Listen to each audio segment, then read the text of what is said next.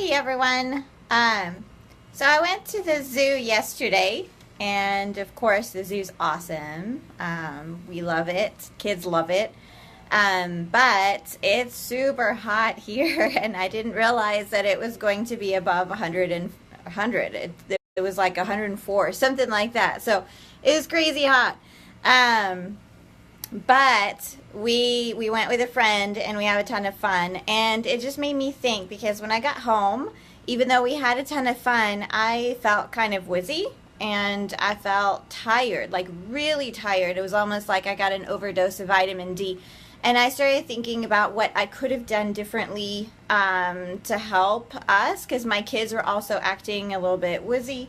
And maybe it was just because they were tired and I'm not used to seeing my kids quiet. I don't know. But I started thinking of what we could have done differently. So what we did do is that we put some sun protection on, of course, because it's a zoo. And so I put on some sunscreen. So I made some homemade sun protection. It's an 8-ounce jar, I think. Yeah. Looks like an 8-ounce jar. It's a big jar. So anyway, we had done, I'd made some of that. So we used that and it worked out really, really, really well. I made it with some coconut oil and some, gosh, what did I put in it? Non-nano zinc oxide to give it the larger SPF. It's been a while since I've made it. I put a little bit of, I can't think of the name now. Sorry. I can give you guys the recipe. I'll tell you what, I'll put the recipe in my group. Online Essential Oil Education is my group. Hey Joy, good to see you on here.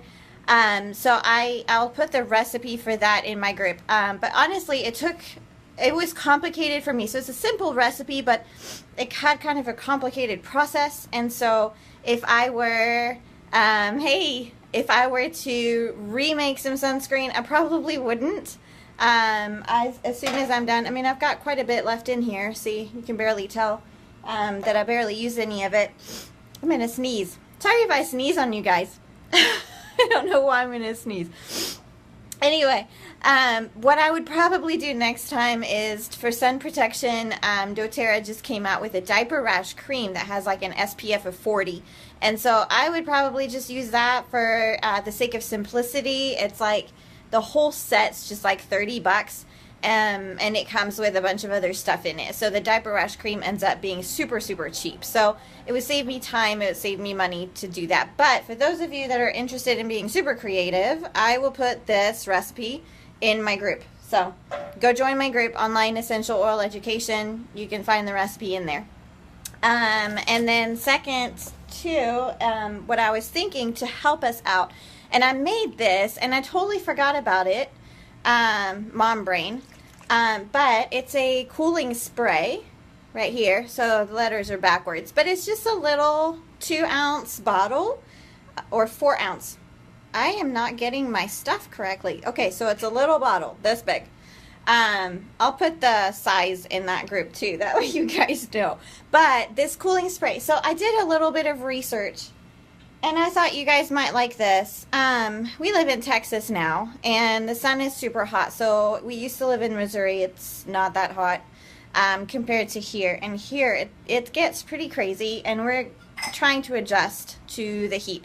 And so one of the things that that I was looking at today is that UV rays can cause premature aging, which I'm past 30, so we don't want any of that.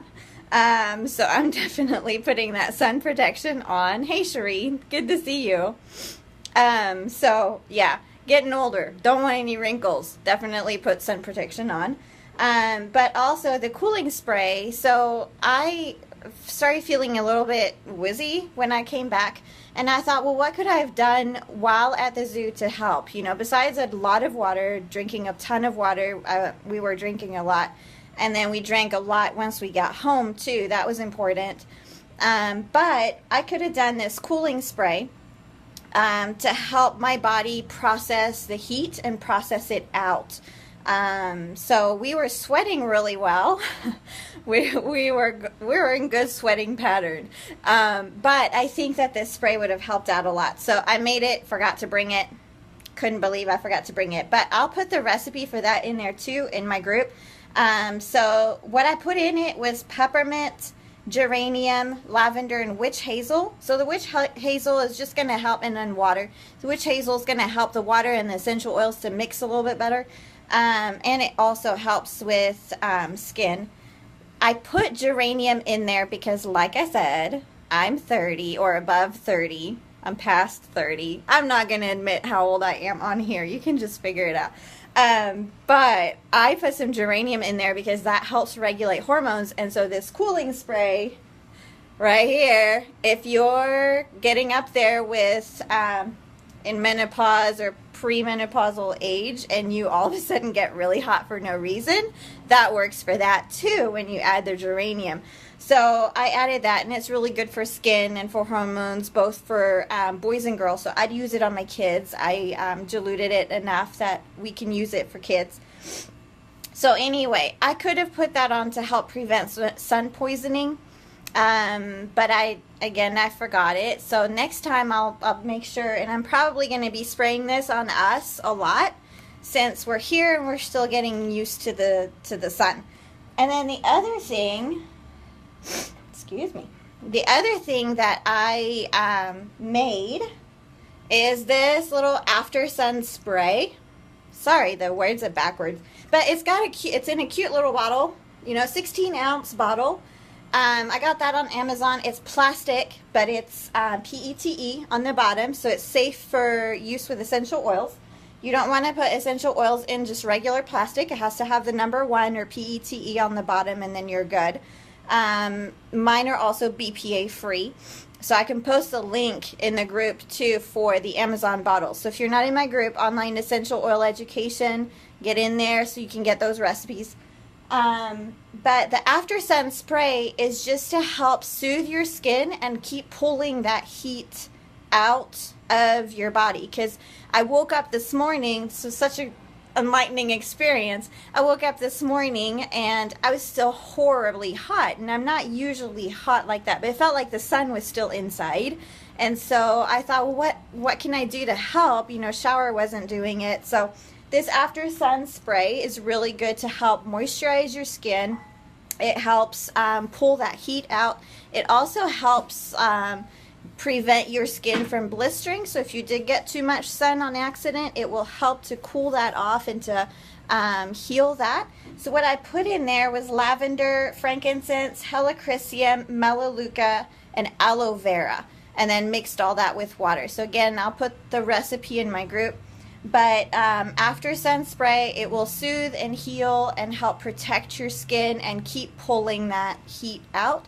So and then just a really interesting tip for you guys: if you're out in the sun too much and your skin starts blistering, that's a 2nd-degree burn. So you definitely do not want that. So make sure you get your sun protection, make sure you've got your cooling spray, make sure you've got your after sun spray for afterwards.